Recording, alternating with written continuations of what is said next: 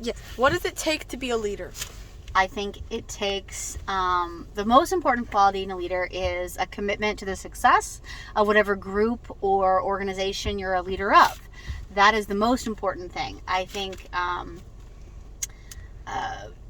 then you had a follow-up question, right? Yeah. What are the characteristics of being a leader? I think you need a lot of empathy. Need a lot of compassion. I think you also need to be very assertive and supportive and patient and have good ideas. That's really important. Right now in the world, who do you think is the most successful leader in general? I think Angela Merkel, who is the former chancellor of Germany, she was probably, I would say, had the best leadership qualities, at least in terms of political leadership. She was a consensus builder, and she had the skills to not only get into a position of influence, she had good pragmatic actual policies for her country, and she guided Europe to a good economy, as well as having good political ideas, in my opinion, for Europe, and ultimately benefited not only Germany but the larger Europe and the world. It created Germany really as a force for democracy, sort of pushing back against some of the not so great things happening in other parts of Europe. In the past, who do you believe were some of the best leaders? In the past? Yes. Well, I think Barack Obama had good qualities as a leader. I think same teacher as Ancient Civ. I see. I think we can also look to. So I think when we think about leadership, it's important to recognize that there's different types of leaders. And you can say, well, who is a great leader who happened to be in power? But being in power doesn't necessarily make you a good leader. So by my definition of good leaders, I think I would be hard-pressed to look to the past to point to a person that I thought did unambiguously good things.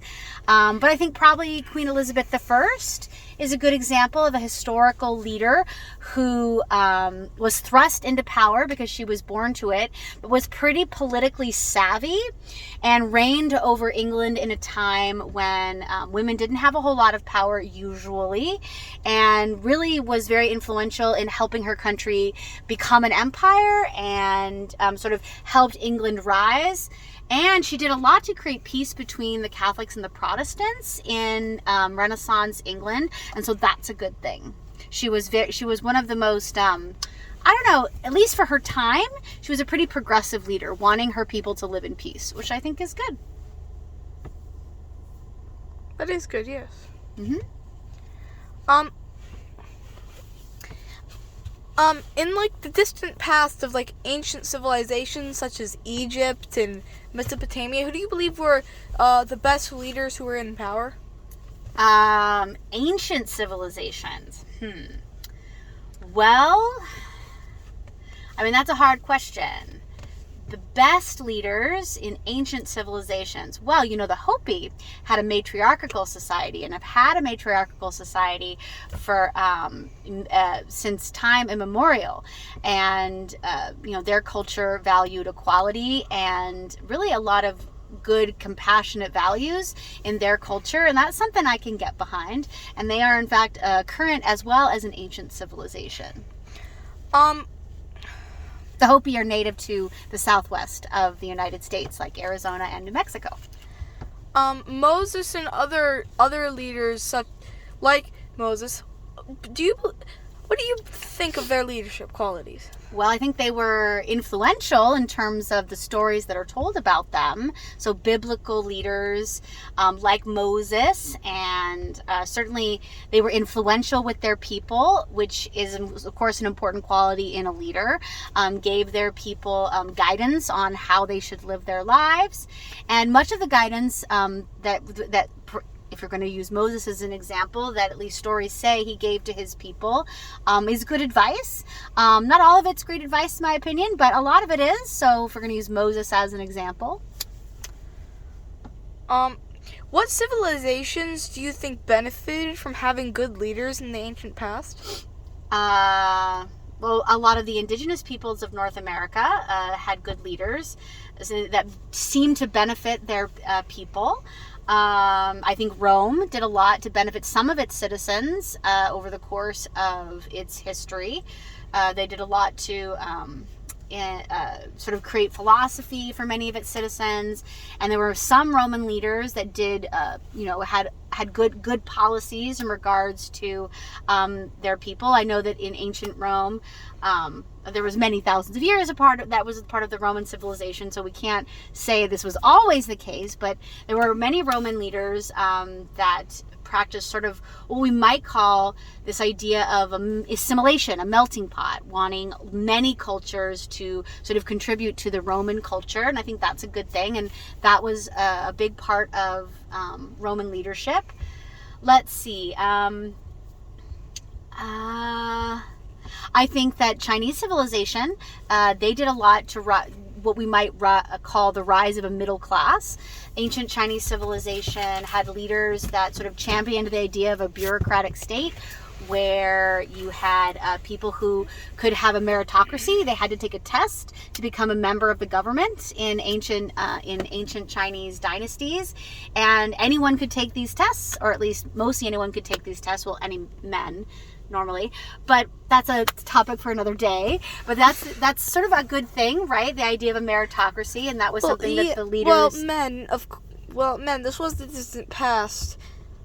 Well, not all cultures in the distant past were patriarchal. Well, not yes, all cultures many in the of them distant were. past. Many of them were. So you have Many of them were. you have to cut ancient China some slack for just being like the rest of the world. Well, Most of the rest of the world. Many parts. We always need to say most because we can't paint everything with too broad a brush.